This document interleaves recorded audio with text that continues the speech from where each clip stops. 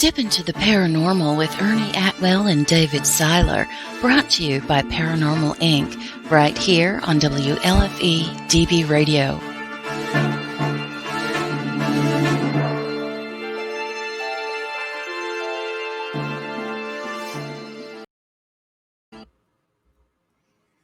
Well, hello, everybody, and welcome to episode number 34. I got it right this time. About time. Yeah, it's 30. Wait a minute. You had to cut Dave some slack tonight. He's having a little bit of a hangover issue from last night. Severe paranormal hangover. I didn't sleep well. I'm pooped. We had a out-of-town residential case and kind of took a toll on him a little bit. Yeah, I don't know why. I mean, and the weird part is there wasn't really a lot going on. We did figure out what was going on. Yeah, we figured it out, but we just didn't have a lot of evidence. Yeah, anything energy draining, right? You know, for a lack of a better term. But the main part I've been having a problem with is electronic issues all day with everything. Even like leaving last night, my GPS wouldn't work. Yeah, we had to use his phone. My computer wasn't working right. We were trying to get our guest in here, and my Bluetooth wouldn't work. Just weird. Two quick things, David Seiler, before we bring our special guest in tonight. I want to wish a happy birthday to Christy Grissom.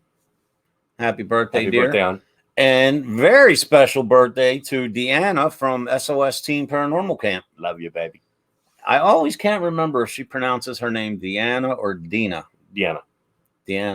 Happy birthday, Deanna. I asked you that love ya. We've been together, about a million times, and I ask her that every time. That's old age kicking in. I resemble that. David Seiler, we got an amazing guest tonight. And before we bring her in, our guest is Melody Knapp. You may have seen her on, let me get this. I don't want to mess my facts up here. I actually had to write them down. She is on The Ghost Finders, which you can see on Amazon Prime, and everyone knows Vidi Space. Shout out to all those guys on Vidi Space. Definitely. Deanna's been researching the unexplained since 2010. She knows me well. Yeah, she'll impress me when she figures this one out. But Deanna was recommended to us by our great friend Dan Glass. So without any further ado, let's bring Melody in. I got a million questions. How you doing, Melody? Hi guys, I'm doing great. How are you doing? How are you? Oh, wrong button. I'm trying. It's a great start. I love it. I can see you're in the holiday spirit. Oh yes, decorated already. 2020, I'm so done with it. So let's just keep it moving to 2021. It's the little things that bring us comfort or joy or good memories, so to speak, that'll get us through the rest of these few weeks, because we only have a few weeks of 2020 left. So that's what I've been doing for how many weeks now, Dave? My decorating. I got this. Oh my Lord! You don't want I got this obsessive Christmas decorating disorder, and he takes like a couple months to decorate, a couple months to undecorate, and has like 9 trees in his house. I actually start on October 1st. So anyway, enough of that. Melody, my very first question that I have to ask you, because there's so many things I want to ask you, and I know you've done so much, so I think this question can get us on the right track of everything I want to talk about. Yeah. What specifically was there an event, or what specifically got you involved in the paranormal? Oh gosh, so the paranormal has always been an interest of mine. But the initial start of what got me into the field of research and investigating was I was 18 years old. I went to like this old state hospital, and I actually saw a full body shadow figure apparition. It crawled out from like a bulkhead to my left. It ran out into the path that I was on. It looked at me, like I could see its head turn and look at me, and then it turned, ran, and disappeared in front of my eyes. And in that moment, it was like, what was that? So I immediately jumped on a team, because I was like, that's crazy. I had no idea what I had seen. And yeah, that's what really started my journey in the field. Wow. It's so, I know exactly what you're talking about. And it seems that every occurrence that I experience, similar to what you're saying, is when we're either arriving somewhere, packing up, and like we have no equipment running. So they always have to take my word on it. You know what I mean? You know what the worst part is? I had a camera in my hand, but I was so shocked and like not prepared for it. I wasn't aiming at it, and I was just in shock. And the thing is, we sit here and preach about, keep all your senses on alert and always be prepared, and things happen quick. And every time something like that happens, man, sometimes it's so fast. It's like you're all thumbs. You're like, oh, you know what you got to do. You know what you want to do, but you just can't get that camera up and ready that fast. Yeah, that's why I love the static vision cameras that you set up beforehand. Right. I love the GoPros that you can just like stick on your chest or what have you. That way, like you're not, because like we're humans and we fail. We're not perfect. And when presented with an experience, especially a paranormal experience, like we don't always act how we wish we would. I guess that's the best way I want to word it. Just because it is like, as much as we're researching and investigating all of these different things, like we're still human. So we still have the shock value, and, we get a little frazzled in the moment, Yeah. Yep. Your body does one thing, but your mind does something completely opposite. Yep. What is, that's intriguing, because I'm always intrigued with the whole shadow thing. Because actually last night, off air, we were talking about, we were doing a residential case.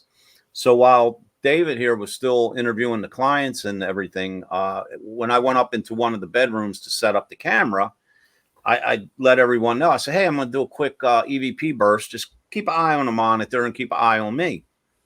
So I had nothing with me but a voice recorder and a K2 meter. I set the K2 meter on the bed, and it was completely dead. Our preliminary reading showed zeros across the board. So they had a nice, comfortable, like lazy boy chair. So what I like to do when I get into an unfamiliar place, I like to sit down, and for about 45 to 60 seconds, I like to just settle in, look around, listen, and, just bring my tone down. And the room was very, very still. As soon as I hit record on the recorder and started introducing myself, my K2 meter took 2 huge spikes. As soon as I started talking, well, nothing came back on the EVP burst session, but right before, in my mind, when I said, okay, I'm going to cut the recorder in about 10 seconds, I always do like a mental countdown to myself. I saw a shadow from inside the room cross the window. And I was like, damn it, because I didn't have no camera. I just figured, hey, I'm going to do a quick EVP burst. And that's just the way it happens. And it seems it happens like that all the time. Yeah. Whether it's, during filming or during, investigating, or even if you're out and you wasn't there for a paranormal adventure, what's one of the most, I don't like to say frightening, but one of the most startling things that caught you off guard? Oh man. So I was filming with a different team, Hunting the Haunted, like a few years back. I want to say 5 years. And we were filming at a location in New Hampshire, which is where I'm from originally. And there was reports of a spirit that like attacked women and targeted women. So of course, me being me, I grabbed like the only female camera operator, and I was like, let's go, solo session. And I was at a seance table, and I was kind of just like talking. I wouldn't say provoking, because I'm very against provoking. I don't think it's acceptable in any form, honestly. I just don't ever think it's like the right way to go. So anyway, I was just like communicating at the seance table, pretty much just being like, hey, like, I'm here. I hear you don't like women. You want to tell me why? Like, what's going on? And I had what felt like a full-grown man hand slap my leg, like inner upper thigh is what I'm talking about. And it was so hard and felt literally just like a guy was right there and it slapped me. And I jumped up, I flipped the table, I was across the room, and I actually had like fingerprint bruises. I'll have to send you the picture at some point on my leg where it happened. And that was probably what I would say is the scariest moment I've ever had, just because like I've gotten like pushed and I've gotten like a scratch. I've never gotten like 3. Mock of the Trinity. I've never had anything like that. I've had spirits follow me home before. I always talk about when I do these interviews about like an event that I had a spirit follow me home and it like dragged me out of bed. But I think that's like equal parts like surprise and me rolling off the bed, just because I wasn't expecting it.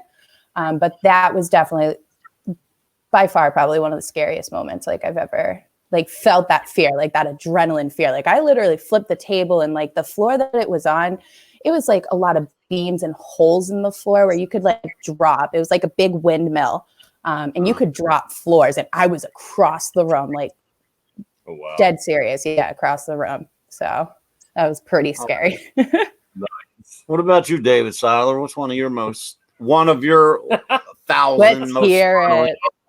Oh, Melanie. And I'm sure it involves Ernie getting injured somewhere along the line. There are 2. The very first hunt I went on with Ernie, we were at Haldeman Mansion in Bainbridge, Pennsylvania. And I was born October 30th. I love scary. I love spooky. I've been looking into the paranormal all my life, but not really doing it professionally. Well, we went on this ghost hunt together years ago. And as we're talking, Laura is sitting there. She's talking out loud. She's using the pendulums. I feel something start to do this. And I'm like, what the?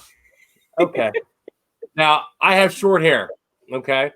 So she says, feels like somebody touched me. I said, yeah, it feels like spider webs going across my neck. She goes, it's probably Mrs. Haldeman. She doesn't understand why you have short hair. All the men back then had long hair. Okay, fair enough. So she goes back into her spiel. All of a sudden, something runs up my leg. I mean, literally just, I screamed. The noise that came out of me was like, ah! And I mean, I'm like tumbling back out of a chair. I hit the flashlight, look down, and it's her dog. I love it. Ernie should have known by then, stay out of my way when I'm scared, because we were the prize of a radio station. We're up at Haldeman. There's 4 guests. They each have a guest with them, and producers, some DJs. We're up in a room. Equipment's in the center of the room.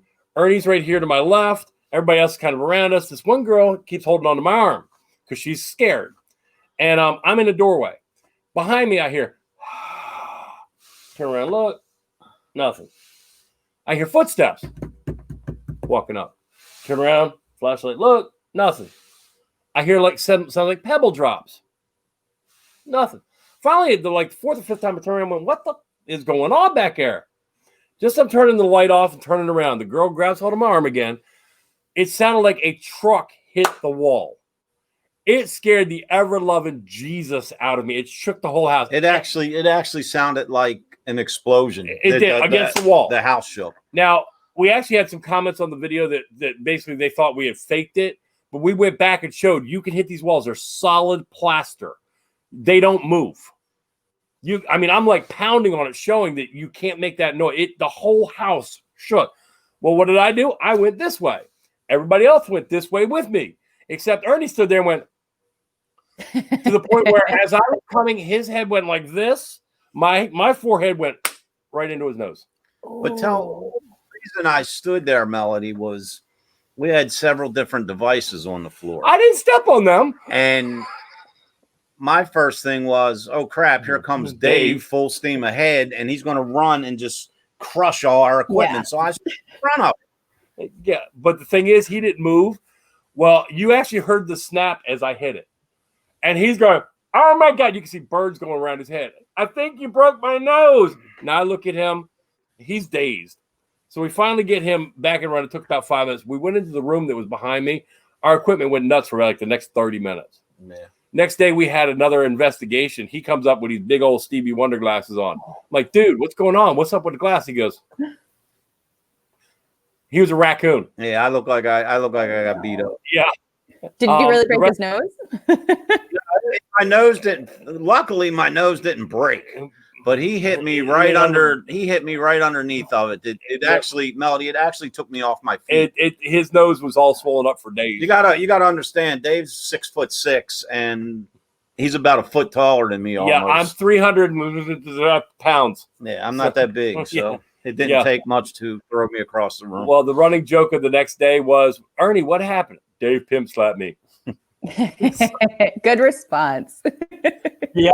So we tell people now as we're ghost hunting, there are 2 rules. Rule number 1, if you hear something, say something, don't run, don't scream, don't holler. Rule number 2, unless your name is Dave, don't get in front of him. Yeah. So we warn our people at this point. That's good.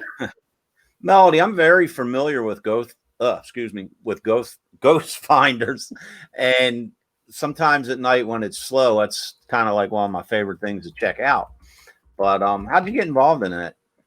Oh, cool. So I love this story. Back in 2018, Rob, our host and psychic medium, actually reached out to me about doing a guest appearance on one of their episodes at Greystone Manor up in New York. And I went and I did a guest investigating appearance, and I just like hit it off with Megan and Rob and Heather and like the whole crew. Sound. Hold on. Let me turn the Bluetooth off. He touched something. I did. Uh-oh. Let me. Wait a minute. Let me. Can you bring her in on that? I'm trying. There you go. All right, Bluetooth. All right, we're gonna move the mic. All right, you may be a little lesson, but you say something. Okay, can you hear me now? Yep, yes, I can hear you. I got you. If anybody watching the stream cannot hear her, please let me know. Yes, please, because I like to talk, but I like more if people are listening. Yeah, exactly. It's kind of the point of it. But yeah, just to pick up where, I guess at the beginning, because I don't know where it left off, I was asked to come in 2018 to do a guest appearance as an investigator on one of their episodes at Greystone Manor. And I went, and it was incredible, like immediate chemistry between myself, Rob, Megan, and a bunch of like the camera crew as well. So Rob actually ended up reaching out to me about coming on full time, but I had recently gotten pregnant with my son. So once I had him and things kind of leveled out being like a first time mom, I immediately jumped on board and the opportunity, and yeah, now I'm a full-time cast member with them, and it's incredible. So cool. Awesome. And I got to tell you, and I'm not saying this because I got the hat on or because we're buddies with Dan. One of my favorite episodes was Hinsdale House. Oh, yeah. Absolutely. I've watched that live feed several times, and when you see something just slide randomly, and it's like, really? So. Oh, yeah. And it's so funny because Dan's obviously a good friend of mine, but I love the Hinsdale House. Yes. Far before I was on the Ghost Finders, I actually hosted an event at the Hinsdale House back in 2016, the fall of 2016.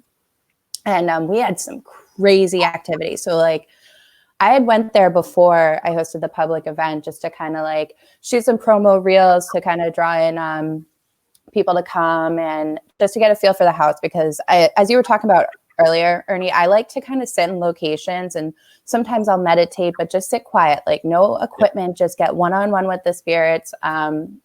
And like, I'm a firm believer that the human body is the best tool you can use. Everything else either documents it or enhances it, depending on what you're using. But Dave, doesn't it, when she talks, doesn't it sound like me talking to you the way she's explaining it? I swear, it's like the things you're saying, like off camera, is like exactly what I talk to Dave about. He's very old school. I'm technical. So that's my background. He's technical. That's why we had to turn the speaker off and put the mic. You hit it, not me. But you know what? That's like the best part about coming together as a team is you have people that have like these different like proficiencies, I guess you could say, in different aspects. Well, so it benefits in the end. We were talking last night, Dave and I, on our journey back from our case last night. You know, we were talking about, you know, having differences and different opinions and stuff like that. And, you know, a good partnership or friendship or whatever it's kind of almost like a marriage, because if Dave and I sat here, hear me out.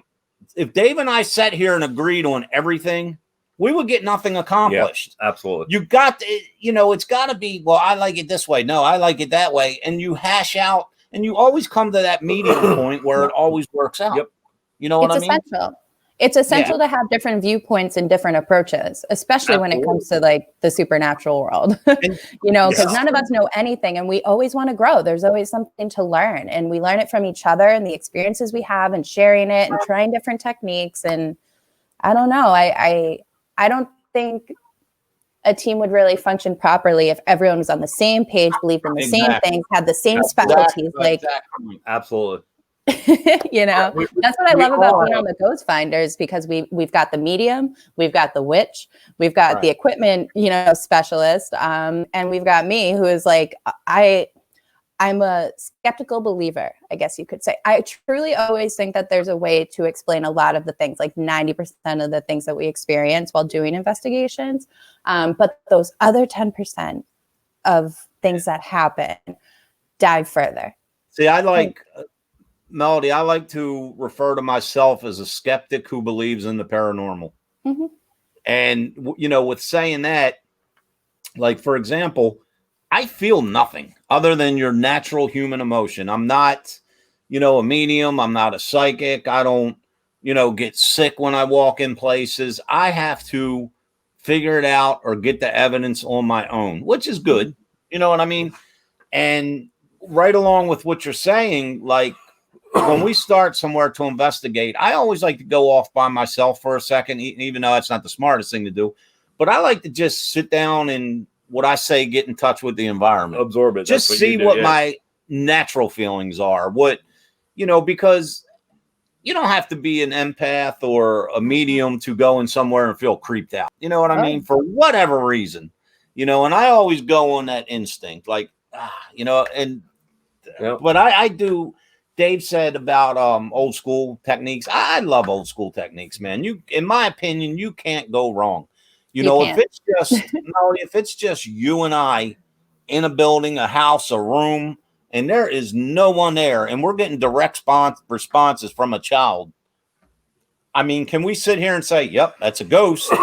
No, we can't. But we can definitely say there was no one else in that room, and I can't explain that right now. Here is a really cool trick. Ted Van Son, who is actually our sponsor of WLFE DB Radio, I had something come home with me, and he was trying to find out what it was. I told you to leave her at the bar, man, but you wouldn't listen to me.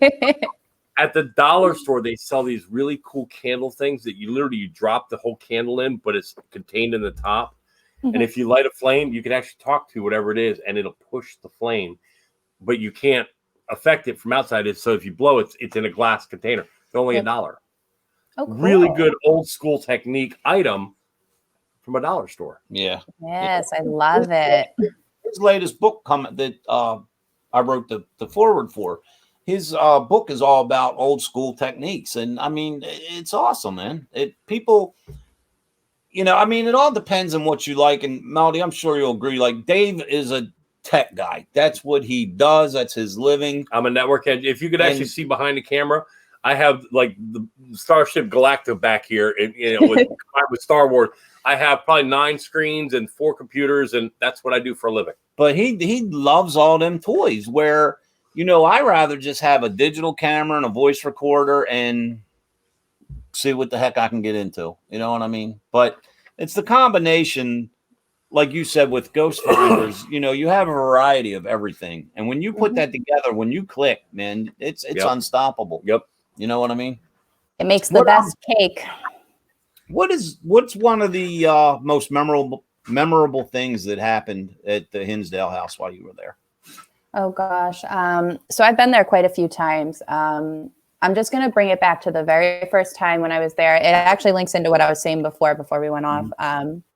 So I was in the house, kind of casing it before we had our event, and Dan had come. I was there with another woman who co-hosted with me, and he left, and we started hearing walking upstairs in Mary's room, and we're like, oh, that's weird. And then the motion lights went off outside, which could easily be explainable animal, something like that. And then we started hearing banging on the walls. So me being me, I'm like, we're two females in the middle of the woods, because anyone who's been to Hinsdale knows it's literally in the middle of the woods, in the middle of nowhere. I was like, you know, people know that we're here. What if someone like drove up here and is like messing with us? Except we started seeing shadow figures darting in the kitchen.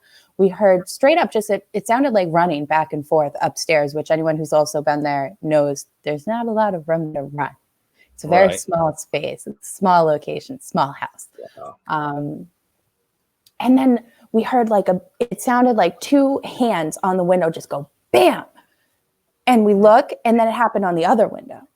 And we look, and then it happened on another window. And and then it felt like the house was shaking. And like, for me, that was probably one of my favorite experiences at the Hinsdale house, because it was like so much activity. It was like all of these different aspects, which like normally when I'm on an investigation or at a place, like you'll get like one, maybe two, and it's spread out throughout the night. This was all happening at the same time. And it was just chaotic, but I live on chaos. So it was fantastic. You're talking about the windows. I had it's funny, man, because you ever investigating a place, and this happens to me all the time. I don't know if it's excitement but like we hosted a public event last month, and it was a three-story location. And throughout the night, I would forget what floor I'm on. I would do that like, I'm on the third floor, the second. It's an old age thing. But anyhow, one night, Dave and I, we were at a mansion, and we were hosting a public event, and he's down at the main area, and I'm running wires upstairs. So I'm going through the place, and I'm hooking the camera up or whatever, and I hear on the window in the next bedroom. And I'm thinking to myself, come on, Dave, you got to get a little more clever than that. You're not going to scare me by knocking on the window. So I hear, and I'm like, and I walk over to the window, and I'm like, oh crap, I'm on the second floor. So and I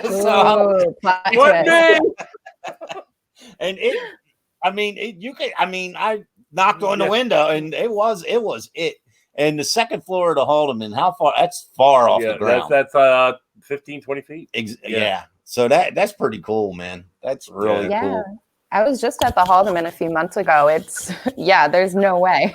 That's right. I remember seeing that. Yeah, Dan asked me to ask a couple questions about some spirits there. So I'm the one who put him in what he was looking for. That's right. I remember we used to live there like probably 5-6 times during the summer. Several summers in a row. It's beautiful. It's so beautiful. It's like stepping back in time. I love locations like that where it's like literally stepping back in time. Yeah, right on the water. Yeah, it's beautiful. I remember the first time I went there years ago. I was like, we were pulling up the driveway, and I'm like, oh wow. Yeah. Another location I know you hosted events at, and let me get I hope I get this correct without messing it up. Horsefly Chronicle? Yep. Where's that at? That's here. So that's in Easton, Pennsylvania, I want to say. Also in Pennsylvania. And that's Phil and Julia Syracusa. That's a crazy place. But they actually, like, recent events, this guy's been haunted by what he believed to be a demonic spirit for his entire life. They moved from like Staten Island, New York to Pennsylvania. It followed them. And there was some crazy stuff. There was like this spirit masking itself as a child, Sarah. Just weird stuff. Like that last event that I hosted there, like the lights were flickering, and I'm like literally like, someone get me a ladder, and I'm up like in the roof, like trying to see how the wiring is and all the lights, because we had the lights off, and I'm like, there's no way that this, like, I'm not an electrician, but I was like, there's no way that this should be flickering if the lights are off, right? Right. Do you know if they were bulb lights or were they tube lights? They were bulb lights. Okay, because if they're tube lights, they work on a ballast, and those ballasts can actually absorb a charge and slowly release a charge if they're old. So that's why I'm at. Yeah, I can actually. A lot of stuff, being from an electronic background and an electrical background, I can kind of debunk a lot of the electronic stuff too. But if it was actually, I have a question for you. If David it's an Sala. actual LED bulb or just a normal light bulb, they do not hold any type of ballast or charging that can actually do that. So if they're flickering, you're getting a separate energy itself. Being from a technical / electrical background, what, like in mid-sentence, can cause a Bluetooth speaker to stop working? Me failing to charge it properly before the event. Oh. Melody, if you have, which we all do, what is one location that you have never been to that, if given the opportunity, you would leave right now and go? Well, without even thinking about it, I would say probably Pavalia in Italy. Oh man! Come on! Yes, I want to go there so bad. Like, if you ever hook that up, please keep your buddy Ernie in mind. I would love to. I got it. Like, I love road trips, so that would be like a couple plane rides and a few time zones. But no, that's like probably like top of my list. Just because it also morphs, like I'm a super history nerd. And I don't know why, but I've always been like interested in the Black Plague and just how that ties into the island, how they would bring people infected with the Black Plague to that island to die. And just it's like supposedly made of like ash and all these different aspects to it. Just that would probably be like ultimate goals for me. Oh yeah, that would be fun. What's yours, David Seiler? There's a whole bunch of them. See, I want to go. I like old prisons, just old shut down prisons. See, the thing I don't understand is like when you're driving down the road and you see like a hotel that's been abandoned for no reason, an entire huge hotel just abandoned. Those are the kind of places I'm like, I want to just dive in there and go look at. Like last night, Melody, we were on the house we were going to. We were in West Virginia, and this house is out in BF Egypt. I mean, way out. Nothing around it. It grabbed to the residents set kind of like on. I don't want to say. I guess like a hill.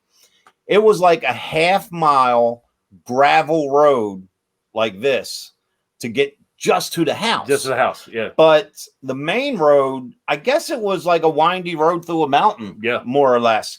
But as we're coming around one of the curves and it was just got dark, right to the right was an abandoned house. And it was right on the road, but it was like hidden by a couple trees in front. Yes. And we spotted it and I'm like slowing down like, we're coming back. But if it's just one of those, you ever see a location, you're just riding for whatever reason, you go, oh hell, I know that place is haunted.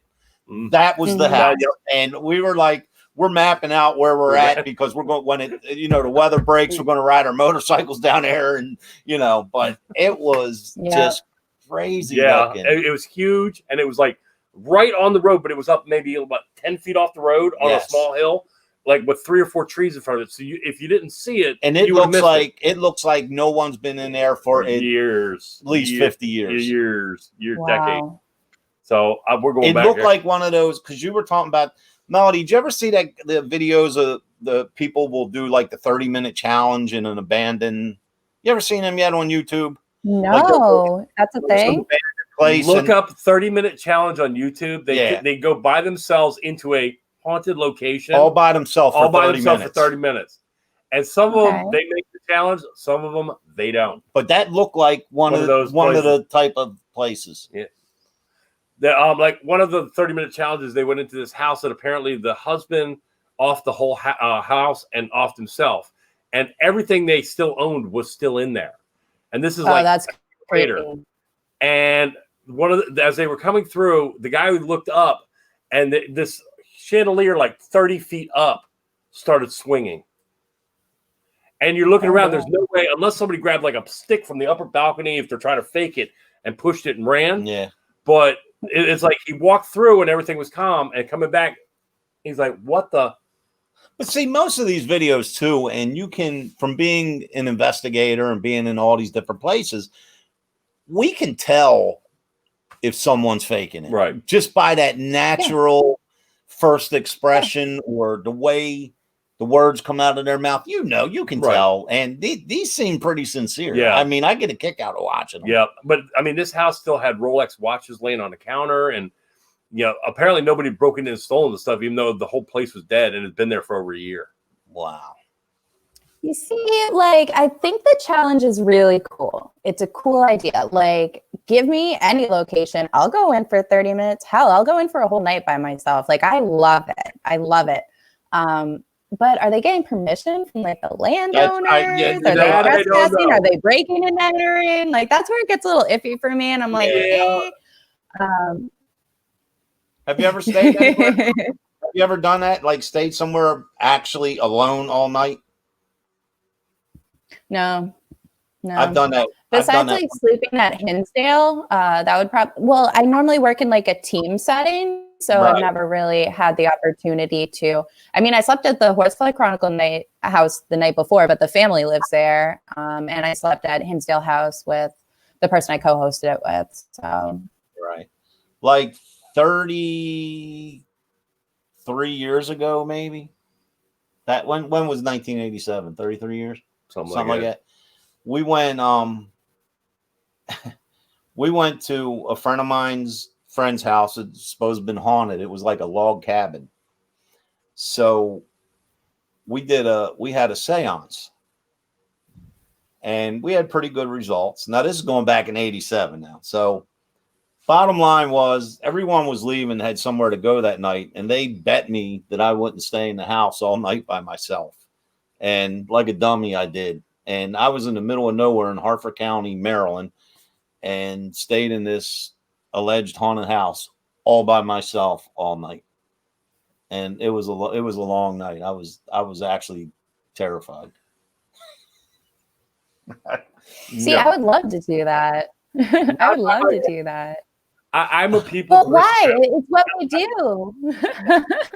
I like people. No.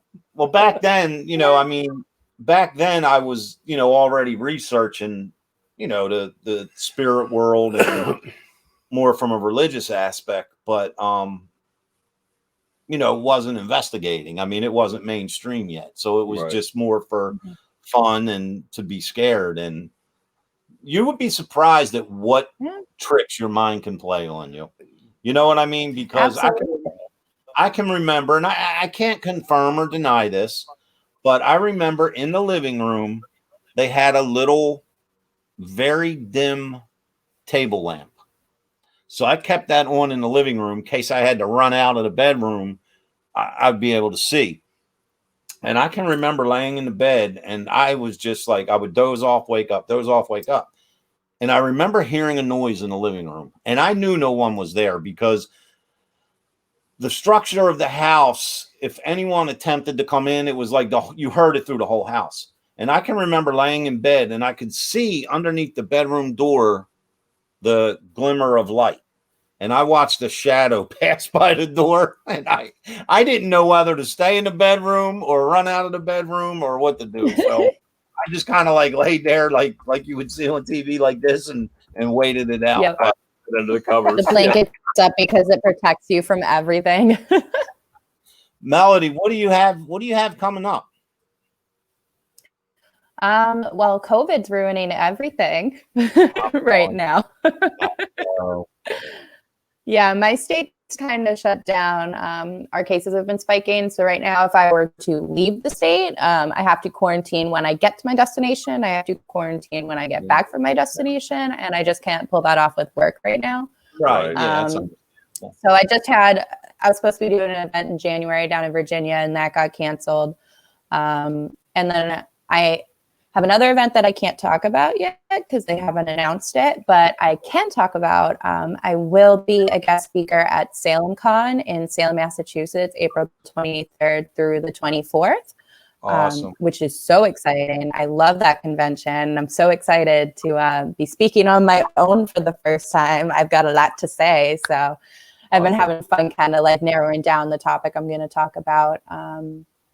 We have some episodes of the Ghost Finders that are going to be premiering over the next couple of months. So that's something to look forward to. Yeah. I already watch it, but please, when they're getting ready to come out, if you can remember me to message me and let me know so I can keep up on it. Yeah, absolutely. We've got some crazy stuff that happened during filming as well. So I'm sure they're going to be wonderful after they're through the editing process. Right. When you going back to Hinsdale? You have anything upcoming there, or? I'll go tomorrow. No, I love the Hinsdale house. I really do. Dan knows he loves when I go and I talk on these podcasts because I'm like free publicity for the Hinsdale house. It's literally one of my favorite locations I've ever been to. So it was so cool when we met Dan, because we've been friends with Dan for years, quite some time now. But I knew all about the Hinsdale house, and it was something that I followed, and I remember reading about and everything. And when we did one of our first events with Dan, who was also in the event, and they told me, like, that's the guy who owns the Hinsdale house. And I'm like, you're kidding me. Yep. And I couldn't believe it, because I was always so intrigued with the whole, investigations that occurred there, 50 years ago. The failed exorcism. Yes. And it's just, that was right up my alley of research. You know what I mean? And that was a key point in researching the way that I do, so to speak. Yeah. And when I met Dan and found out because I knew who Dan was. I heard of Dan, and I knew he had books out. I knew he was an investigator, but somehow the main thing of owning the Hinsdale house, I didn't know about that. Top left book up there is Dan's. Oh yeah. Oh, look at that. we have to meet you up there one day. One night, definitely. One weekend, one whatever. Absolutely. It's about 8 hours from where I live, but I'm always willing to take that drive. I felt like you're somewhere in Pennsylvania. No, I live in New Hampshire. Oh, New Hampshire. Yeah, I mean, I know you said that, but it just, Pennsylvania has the same lockdown you were discussing, and Hinsdale's about 8 hours from us. Is it that far? Yeah. Is it really? Yeah. Holy crap! What part of? Oh, well, I'm not going to ask you. I had a friend.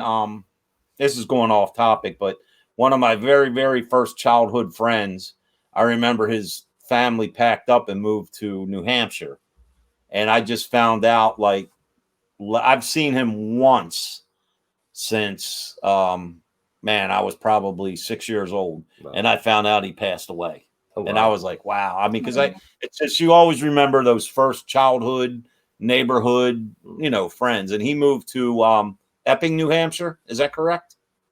Oh, I know where that is. Yeah. Yeah. His family moved to Epping, New Hampshire. But Holly says she's about an hour away. Come up and visit, and she'll go up. Oh, Holly. Yeah. I'm like, hey, there was some questions came up, and we got of course, I get the rambling. But I'll let you answer one of them and give your perspective, Melody. One of the viewers asked, can you explain what it is when you're walking and you feel as if you walk through like a cobweb or a spider web? Yeah, I mean, there's a bunch of different theories as to why you would feel that, right? The one that I kind of lean towards is it is literally the physical manifestation of energy. Yep. And it makes sense to me. That's why you would see orbs and things like that. It's just the physical form of that energy can feel like spider webs because it's got that kind of like static to it, but it's like a light, dull static. I wasn't trying to put you on the spot with the question. I just figured. No, I love questions. It would be better for you to answer than Dave or I. It's really.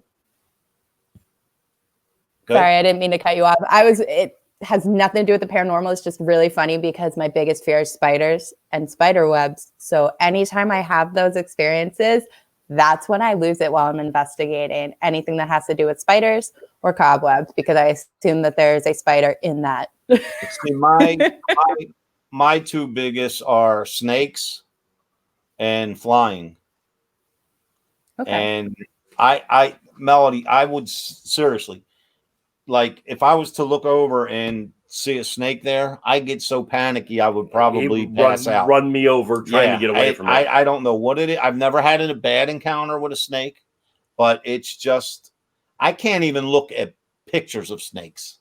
Really. The phobia is that bad. Because if you remember at the beginning of tonight when Dave said we had the event and I showed up with black eyes, That was an outdoor event in Gettysburg. And they left out the part that where we will be taking guests was the haunted trails that is filled with snakes. And they did not tell me that and till I got there. Copperheads. Till I got there. Yep.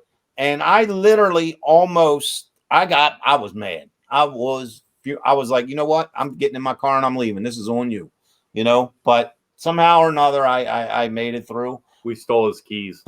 But right, where are you gonna go? No keys. I can sympathize with you with that. The spiders are bad for me, but not as bad as snakes. That's horrible. I can do snakes. I always tell people too, like, try being a paranormal investigator where you're going to all these abandoned places that are just infested with spiders and having one of your biggest phobias be spiders because you run into them every single time.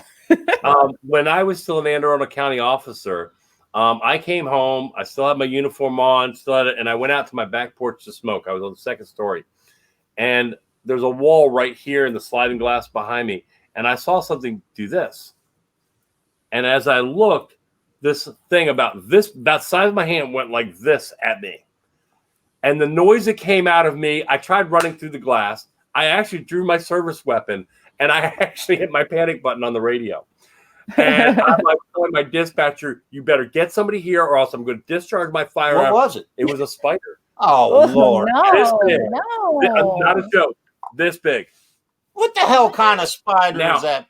Animal control gets there. Not a joke. And I'm like literally standing in my living room with my weapon out. If this thing comes anywhere into my house, it's getting shot. What kind of spider? Well, I've never heard of that. It's a wolf spider. Ugh, So no.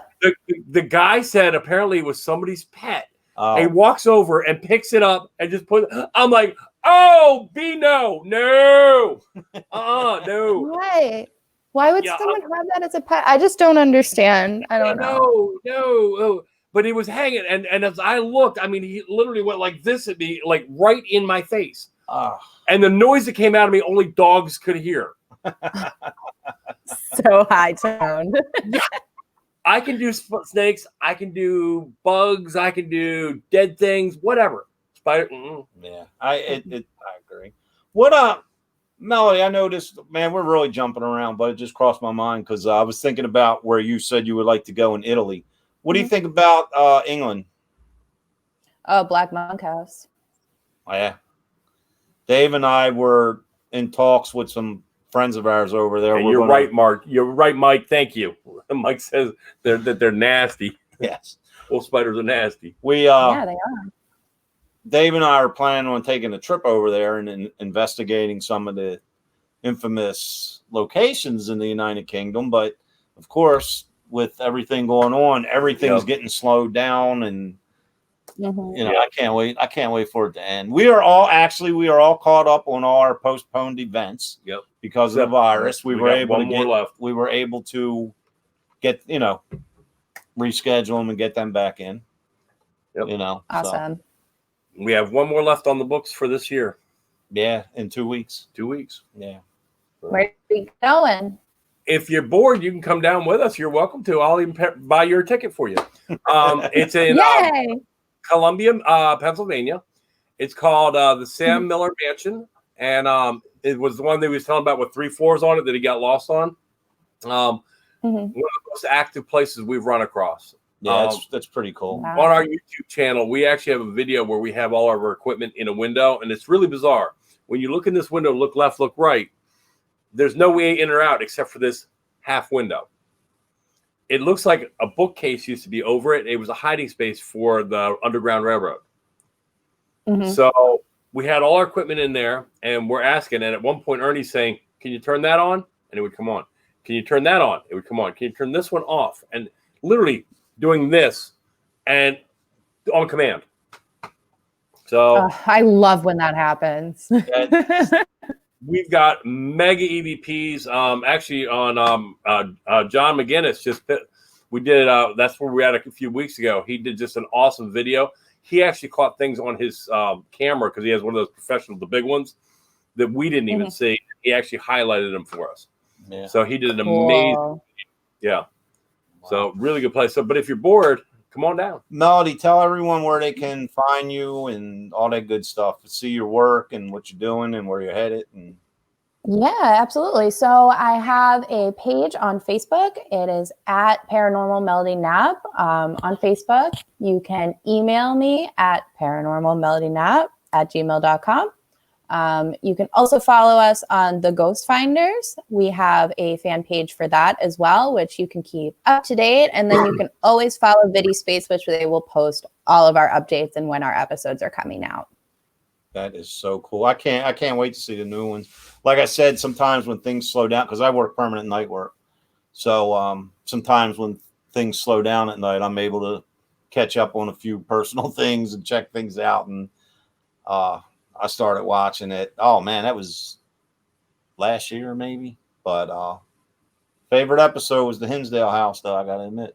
I love when they went outside, you know. Is that you what do you think about oh my God. What do you think about the outside of the Hinsdale house, the actual property? The grounds is like really creepy. That's where it's at. Like the woods is where it's at. The entire property, like it's so crazy because when it comes to the Hinsdale house, there's so much to unpack. There are old entities there. That's why, like, when they talk about the exorcism that was performed on the house and they say that it was a failed exorcism, I don't believe an exorcism could ever truly be performed at that location because it's so much and it predates all of us. Wow. It was really cool because I got some insight from Megan, who is our witch on the show, and we were chit-chatting outside in the woods, and we decided to go up into the woods by ourselves, no cameras or anything like that. We just had like a flashlight, and she was kind of explaining to me that what she calls the elders or the ancients are there, and they're neither good nor bad. They are just there and they are powerful. There's a lot of elementals there as well. And it's really funny because anytime people talk about the Hinsdale house with me, because everyone knows that like that's like one of my favorite locations I've been to. So always like, oh, it's a demonic, is it an evil entity? And I just want to like put the record straight. No, no, it's old.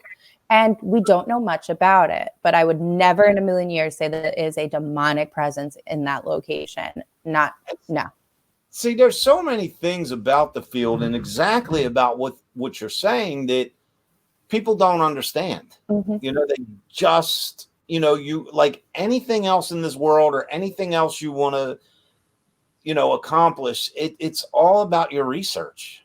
It's like when you get a new piece of equipment or a new toy or whatever, me personally, not being that technical, I sit and read the book from cover to cover and try to figure the darn thing out before I even turn it on. And I think that goes hand in hand with good investigating as well. You know what I mean? If you can go out for fun and investigate, or you can do it for what I like to say, the right reasons, you know what I mean? And it just involves research, and it's like taking the Hinsdale house, for example, and what you're saying, it can go off in so many different directions. If it goes off in this directions, it can sprout in 50 more, and it's such a hard to get a handle on it because it's so much going on, and who knows better than you, But that's what I love about it is like there's so many different rabbit holes that you can get lost in. Like I'm the psycho, like I bring in every single theory that I've researched. Like, have you ever had a recording come back and it sounds like one of you is saying something or in your voice? So my theory on that is it has to do with different dimensions and possible time traveling. And it's possible that you are hearing yourself from either the future or the past. I have a question. Nick Groff actually said something like that. So he went back to the Washoe Club. Okay. Right. I think he did it in Death Walker, or I'm possibly mixing up my videos, but he noted that back when he was with Ghost Adventures, he got something that sounded like his voice. And then when he revisited it, he's like, what if that was me from right now hearing it back then? And that I love diving into theories like that. I got a question for you. It's not so much a question, but I want your opinion because I experienced something a few weeks ago, and this is the first time I've been investigating since 1999. It's the first time I come across this, and I want your honest opinion. We were hosting a public investigation where we will be in 2 weeks at the Sam Miller Mansion. We were on the top floor, It's a A-frame room.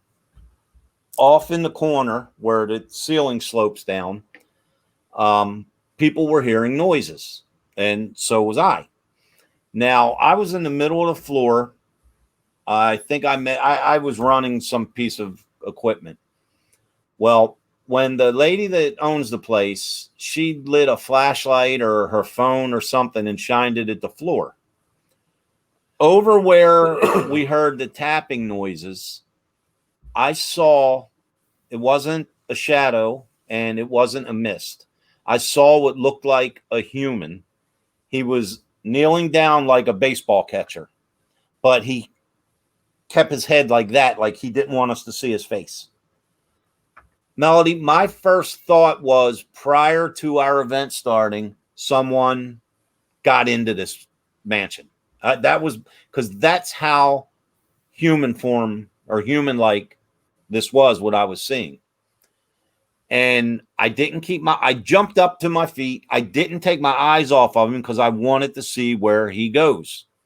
Still thinking it was a live person. I watched, now this was all in a matter of 5 seconds or so. I watched him just kind of like go away without even moving. Mm-hmm.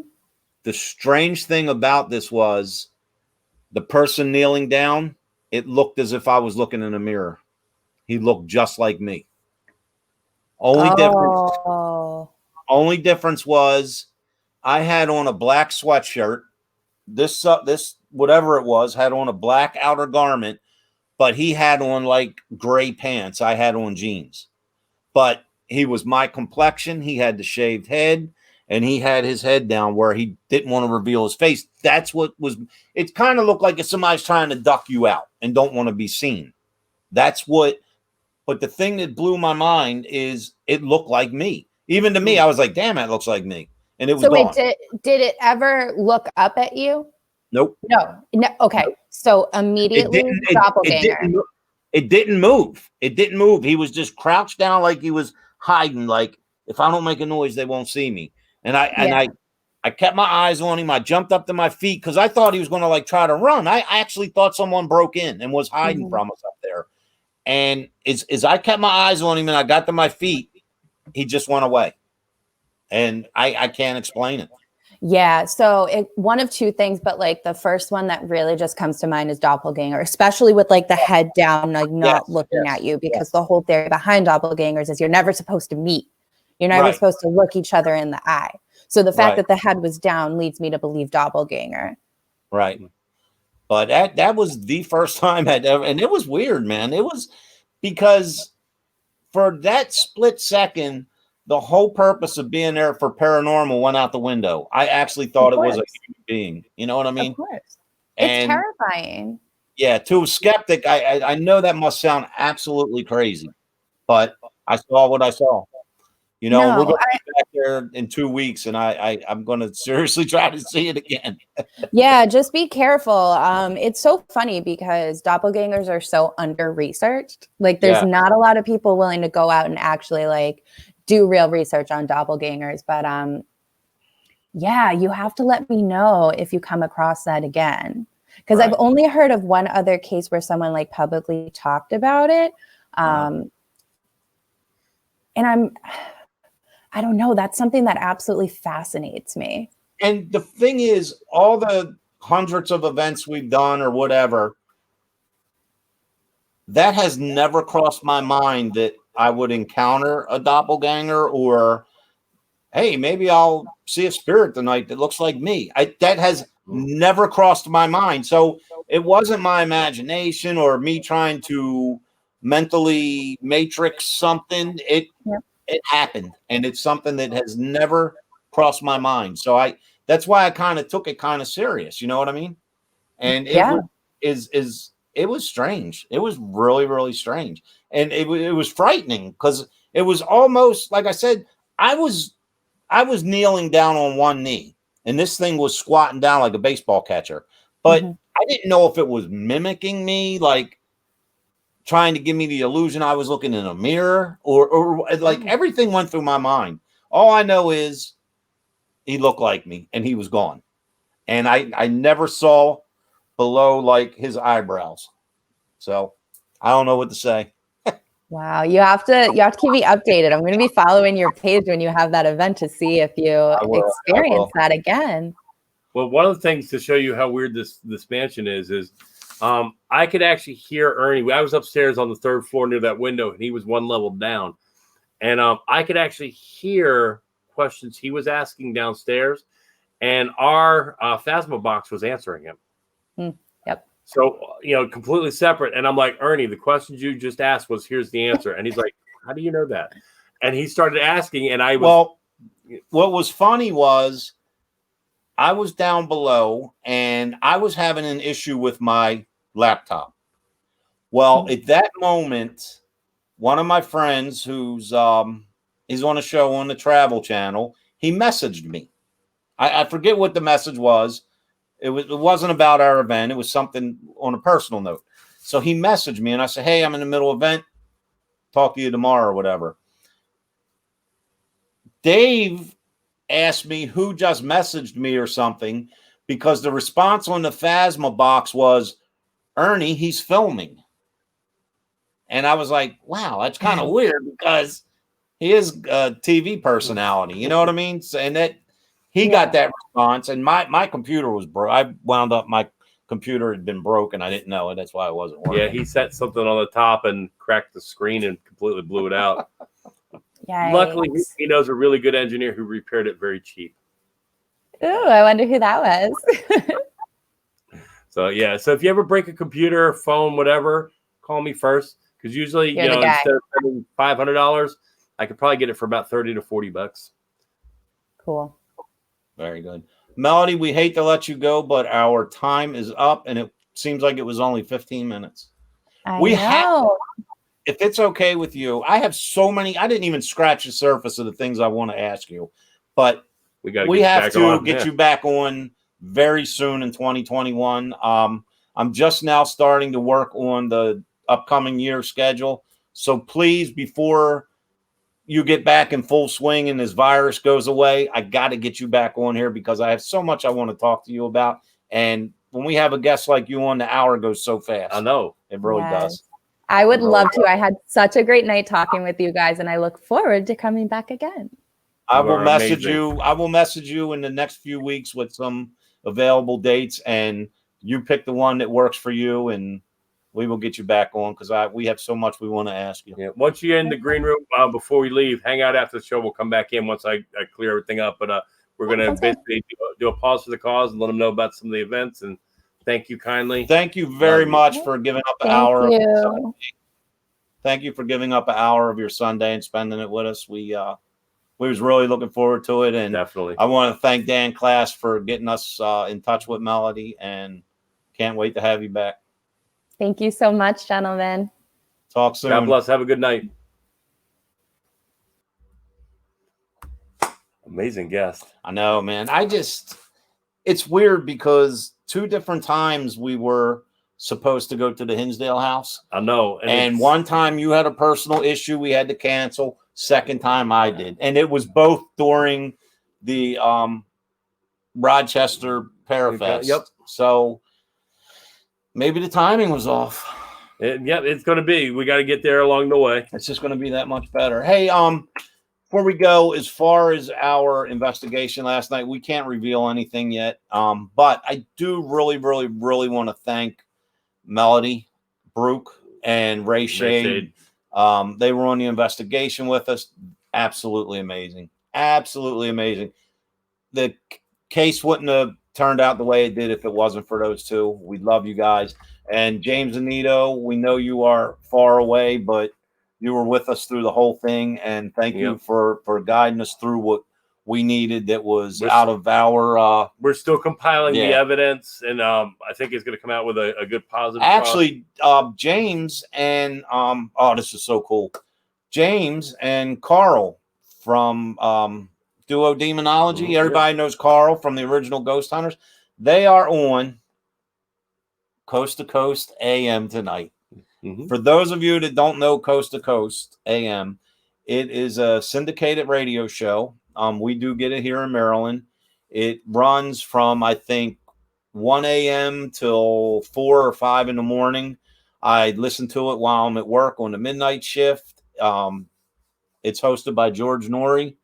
It is the first paranormal. Well, they don't just talk paranormal. They talk everything. Aliens, spaceships, demons, devils, Bigfoot.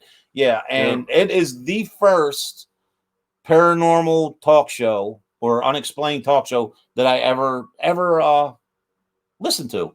I've been listening to it probably, oh my goodness, about 17 years. Nice. It's very good. So, all right. And what about our event in 2 weeks? Our event in 2 weeks. I spoke to Amy last night. It is still on. Tickets. We have some tickets available yet. It is the Samuel Miller Mansion in Columbia, Pennsylvania. It was so great. It was such a success the last time we were there that they scheduled another event. It's so much fun. If you haven't been there, check it out. Check it out. We have videos up on our YouTube channel and in Paranormal Inc. Go to John. I love you, dude. Yeah, hopefully you're there. Ghost Tours. Is it Ghost Tours on Locust? You can find them on Facebook or just their regular website or whatever. GhostToursOnLocust.com and click on the event and get tickets. Come investigate with David Seiler and myself. Love you guys. Not this Saturday, but next Saturday. So hope to see you there. And we will see you in 2 weeks right here, where I do believe our guests are. I didn't even tell you about this one yet. How the hell am I supposed to know? A few weeks ago, I was on a program called The Seer and the Scholar. It was hosted by Rob and Melinda. And we're going to have Rob and Melinda with us in 2 weeks. Absolutely amazing. Melinda is great at what she does. And Rob, I tell you, it was the first time I spoke to the man. I know who he is. I've seen him, through social media. But they interviewed me, and Rob is one of the most down-to-earth and coolest cats you ever want to meet. And we're going to have such a great time. So tune back in 2 weeks. All right, guys. We got to roll. We're like way over. Peace. See you guys. Have a good one. You've been listening to Step Into the Paranormal with Ernie Atwell and David Seiler. Thank you for listening, and listen in next week for another topic and more great guests right here on WLFE DB Radio Network.